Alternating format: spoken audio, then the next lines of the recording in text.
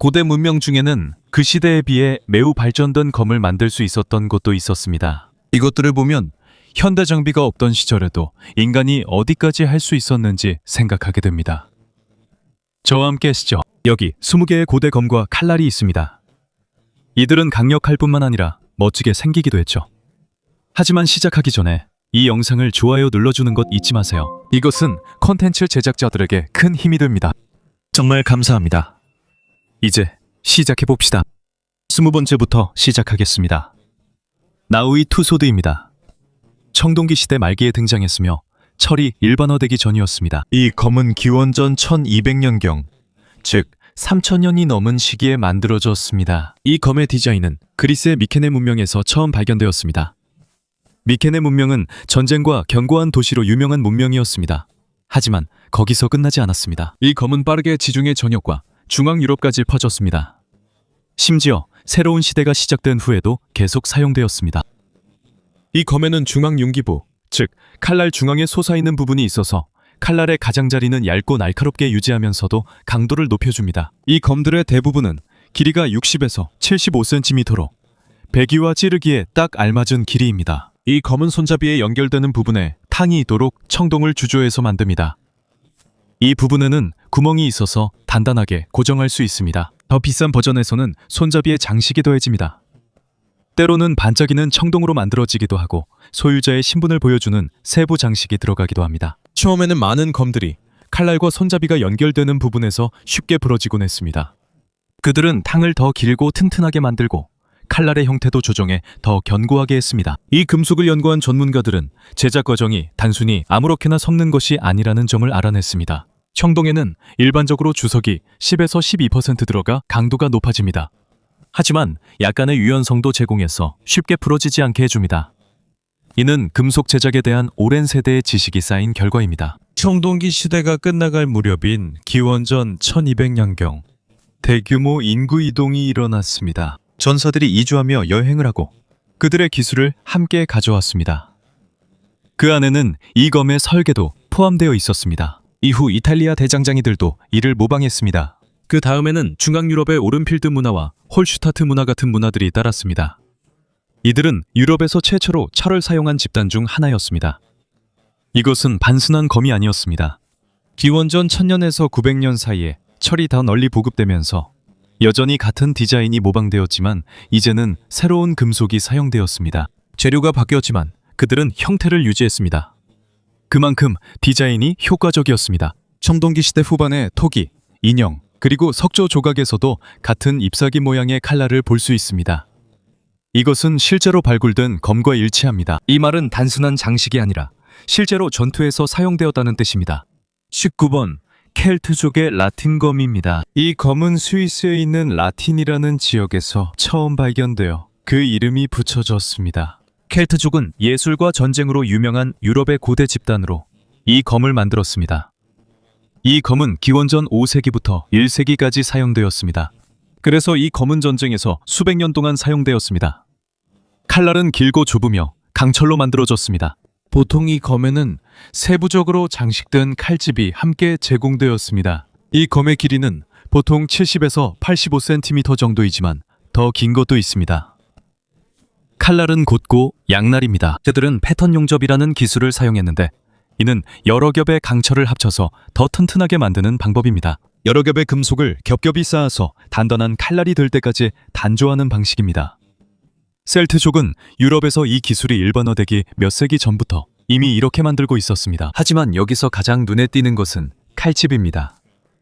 나선형, 곡선, 그리고 잎사귀나 다양한 모양의 무늬들을 볼 수 있습니다. 하지만 썩는 재료로 만들어져 오늘날 대부분 남아있지 않고 남은 것은 손잡이 끝이나 가드 플레이트 등 금속 부품뿐입니다. 영국과 프랑스에서 발견된 몇몇 검에서는 손잡이의 형태가 아직도 잘 남아있는 것을 볼 수 있습니다.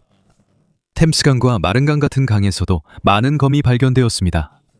그래서 전문가들은 이것들이 의식의 일환으로 받쳐졌을 가능성이 있다고 믿고 있습니다.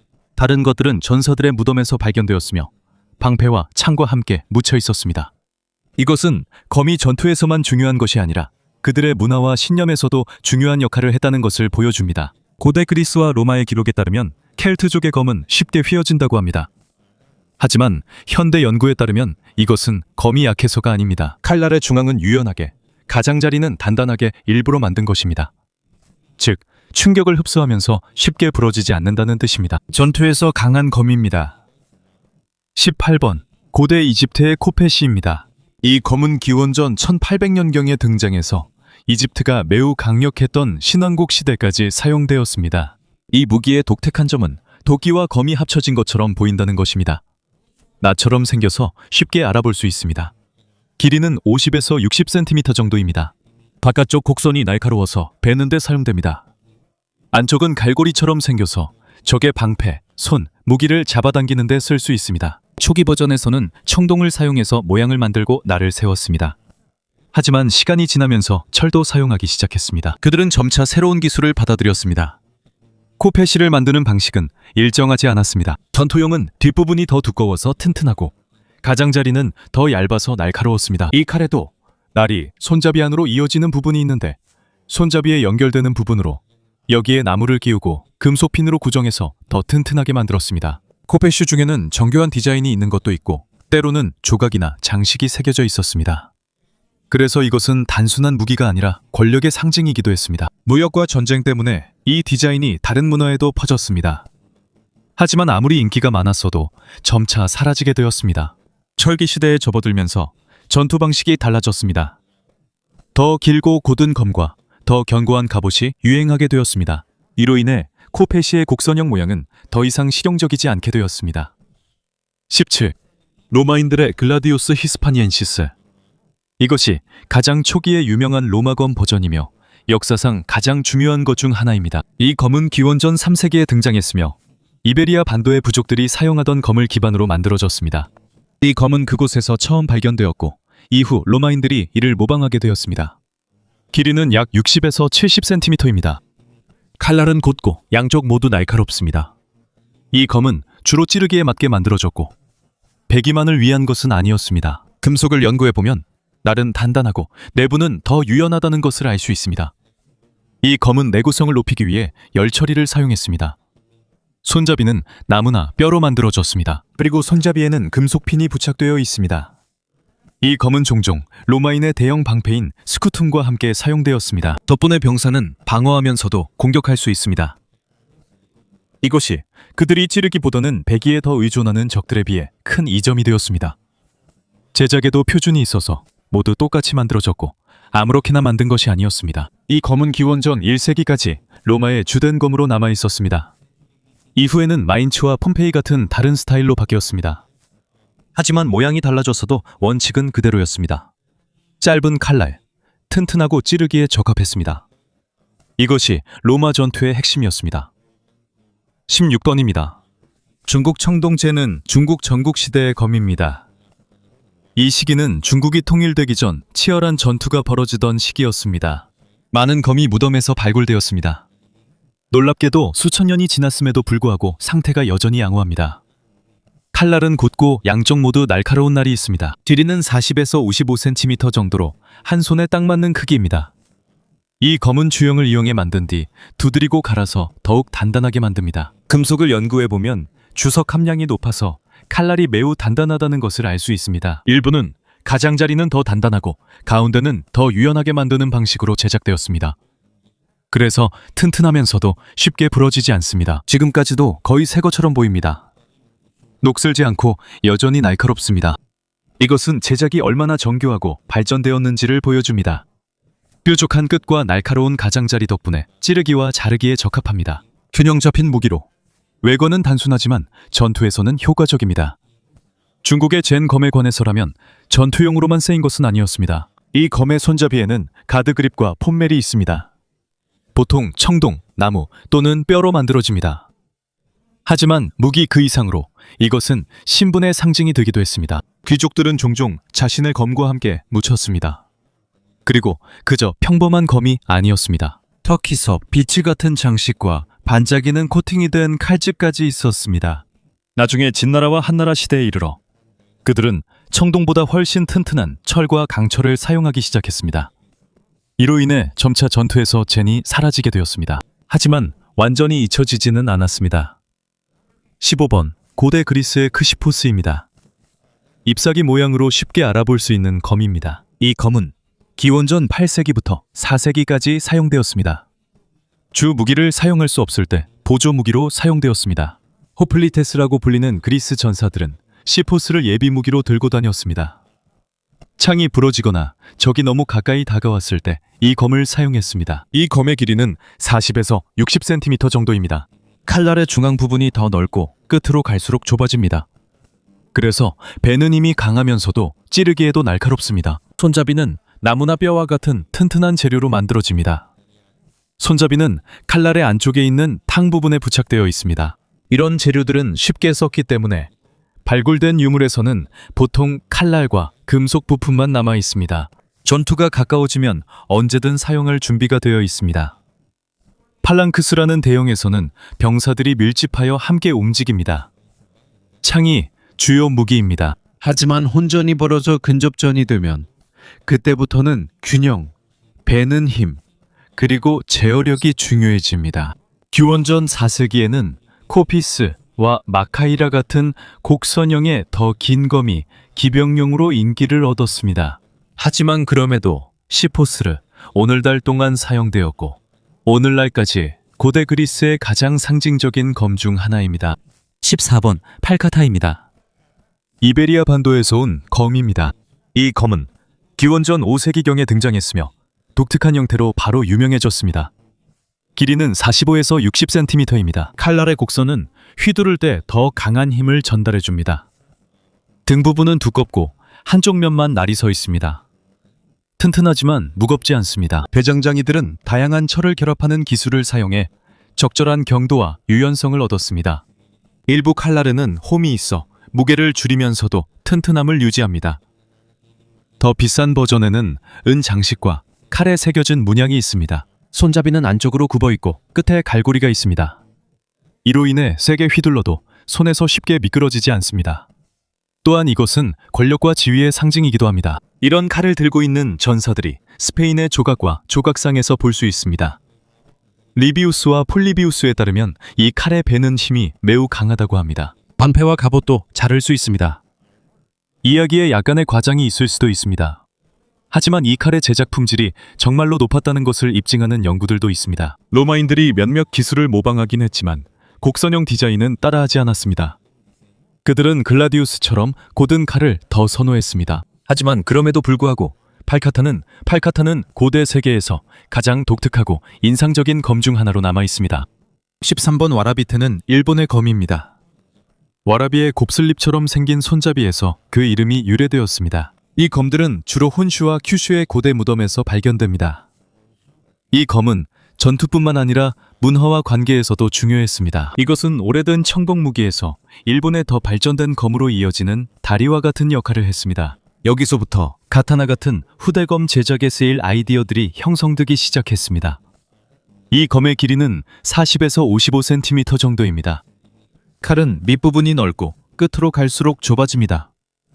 처음엔 단순한 단조 방식으로 강철을 사용했지만 시간이 지나며 기술이 발전했습니다. 그들은 강철을 접는 방식을 사용했고 일부 부분만을 단단하게 만들었습니다. 이것이 일본 검 제작의 기초가 되었습니다. 여기서 가장 독특한 점은 손잡이입니다. 손잡이가 따로 분리된 것이 아니라 강철의 일부로 되어 있습니다. 그리고 끝부분은 다른 검들과 달리 둥글거나 말려있는 독특한 형태입니다. 칼날 중에는 뒷면에 홈이나 골이 있는 것도 있습니다. 이것은 검의 강도를 유지하면서도 무게를 줄이는 데 도움이 됩니다. 일부 검에는 은청동 장식이나 조각과 같은 장식도 있습니다. 이것은 예전부터 기능뿐만 아니라 외형도 중요하게 여겼다는 것을 보여줍니다.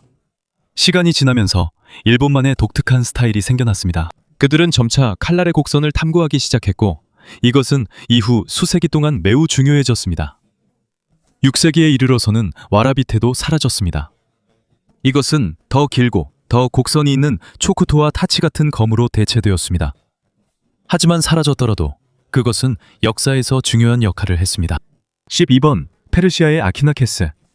아키나케스는 아케메네스 제국의 귀족, 관리, 왕실 경비병들이 사용했던 짧은 검 또는 큰 단검입니다. 길이는 35에서 50cm 정도입니다. 이 칼에는 중앙에 돌출된 부분인 중앙 융기가 있어서 블레이드가 더 튼튼해집니다. 초기 버전에서는 단순한 철만 사용되었습니다. 하지만 나중에는 더 발전해서 금속을 여러 겹으로 쌓고 날을 단단하게 만들었습니다. 끝부분도 더 튼튼하게 만들어서 특히 근거리에서 찌를 때 효과적입니다. 손잡이에는 독특한 디자인이 있습니다. 보통 끝에 3개의 돌기가 있고 짧은 가드가 블레이드 쪽으로 약간 휘어져 있습니다. 이것은 강철, 청동, 때로는 나무와 뼈로 만들어집니다. 더 비싼 버전에는 금, 은 또는 상감 장식이 들어가 있습니다. 착용 방식도 독특해서 다른 문화의 일반적인 스타일과는 다릅니다. 이것은 단순한 무기가 아니라 신분과 권력의 상징임을 보여줍니다. 전쟁에서 주로 쓰이는 무기는 아닙니다. 페르시아인들은 활과 기량으로 유명해 이 무기는 전투가 가까울 때만 보조로 사용됐습니다. 이 칼집은 종종 장식이 되어 있고 조각이나 무늬, 때로는 동물 이미지가 새겨져 있습니다. 벨트에 걸 수 있도록 고리도 달려 있습니다. 이 디자인은 페르시아인들이 사용하기 전에 코카서스와 중앙아시아에서 유래된 것으로 여겨집니다. 제국이 멸망한 후 이것도 점차 사라졌습니다. 헬레니즘 세계에서 온 더 긴 검으로 대체되었습니다. 하지만 오늘날까지도 이것은 고대 중동에서 가장 유명하고 가장 우아한 무기 중 하나로 남아 있습니다. 11번째는 바이킹의 울프베르트 검입니다. 170대가 넘는 예시가 스칸디나비아, 독일, 핀란드, 러시아에서 발견되었습니다. 길이는 85-90cm입니다.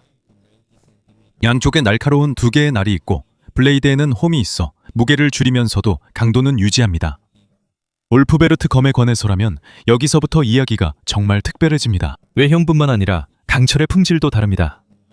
전문가들에 따르면 이들 중 많은 검이 크로스업을 강철로 만들어졌다고 합니다. 이는 통제된 열에서 만들어지는 강철입니다. 금속이 깨끗하고 혼합이 고르고 매우 튼튼합니다. 그 당시 유럽 대부분은 단순한 강철만 사용했습니다. 하지만 이 검들은 탄소 함량이 높습니다. 거의 현대적인 강철과 비슷합니다. 불순물이 적기 때문에 더 튼튼하고 쉽게 부러지거나 휘지 않습니다. 다른 바이킹 검들은 단조 과정을 통해 더 강하게 만들어야 했지만 울프베르트 검은 그 품질 덕분에 처음부터 이미 튼튼했습니다. 블레이드에 새겨진 울프베르트라는 이름은 한 명장의 이름이거나 유명한 작업장의 이름으로 여겨집니다.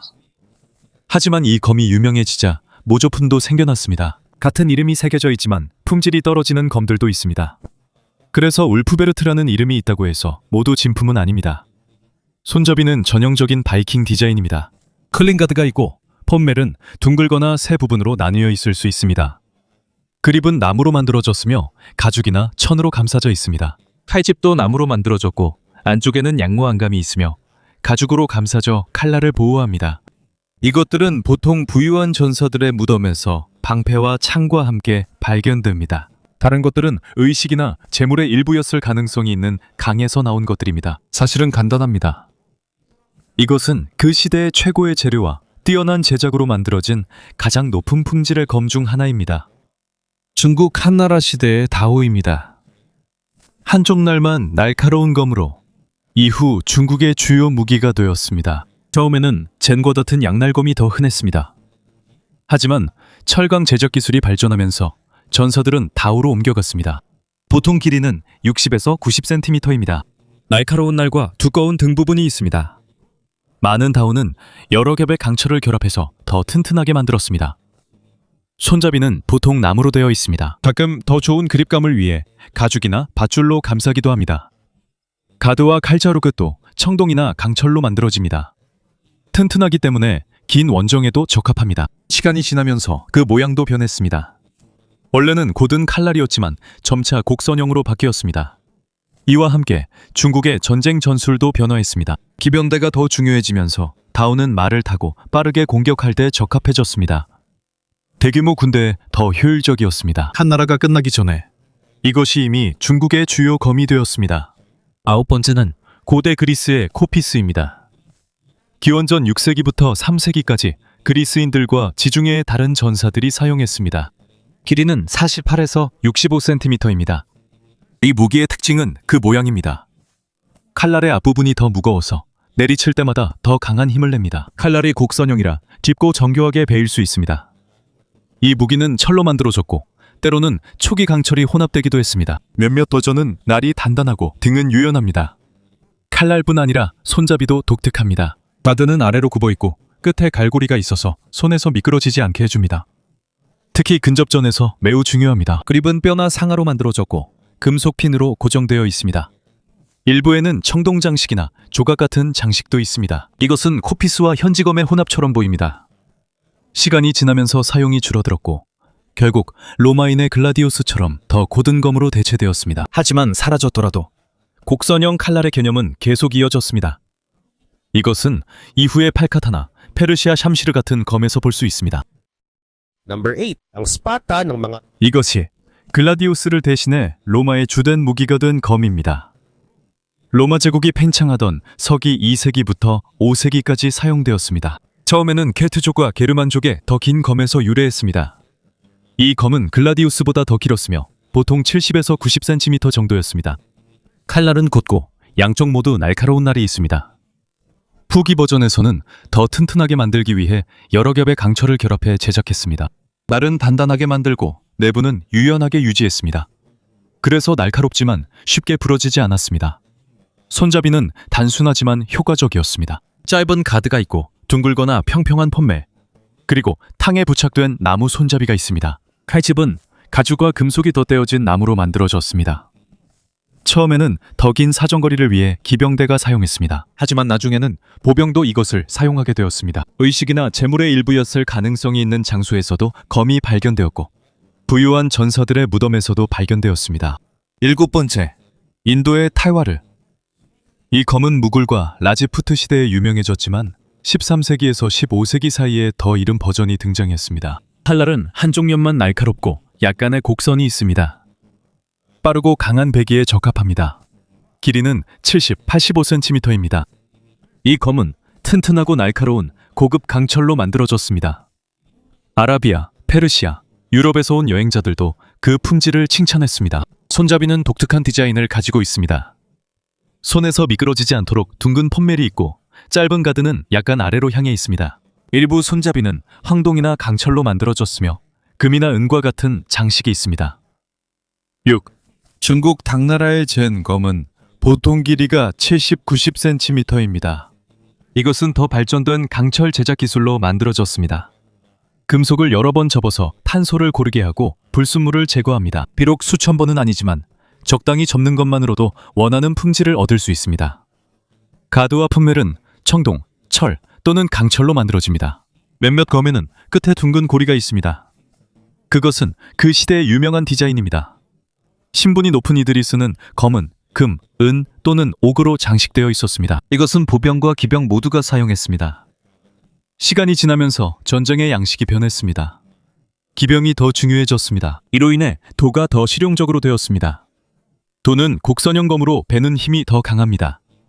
점차 전장에서 젠 배치하게 되었습니다. 하지만 이것은 사라지지 않았습니다. 대신 이것은 지혜와 규율의 상징이 되었고 종종 학자들과 무술과 연관지어졌습니다. 로마인들의 푸기오입니다. 길이는 18에서 28cm입니다. 처음에는 청동을 사용했지만 나중에는 더 튼튼하게 만들기 위해 철과 강철로 바뀌었습니다. 손잡이는 나무나 뼈로 만들어졌고 금속핀으로 탕에 고정되었습니다. 가드와 폰멜은 주로 청동이나 철로 만들어졌고 종종 조각이 새겨져 있습니다. 높은 계급의 사람들은 더 정교한 버전을 사용했습니다. 은으로 장식된 푸개와 아름다운 칼집도 있습니다. 칼집은 금속 프레임으로 되어 있고 나선형이나 기하학적 무늬 같은 디자인이 있습니다. 벨트에 걸 수 있는 고리가 달려 있습니다. 이 검은 전투용뿐 아니라 상징적 의미도 있습니다. 관리들은 권위를 나타내기 위해 이 검을 사용했습니다. 프로타르코스에 따르면 그를 죽이는 데 사용된 것은 푸교였습니다. 하지만 서기 2세기 후반에 이르러서는 군대에서 점차 사용되지 않게 되었습니다.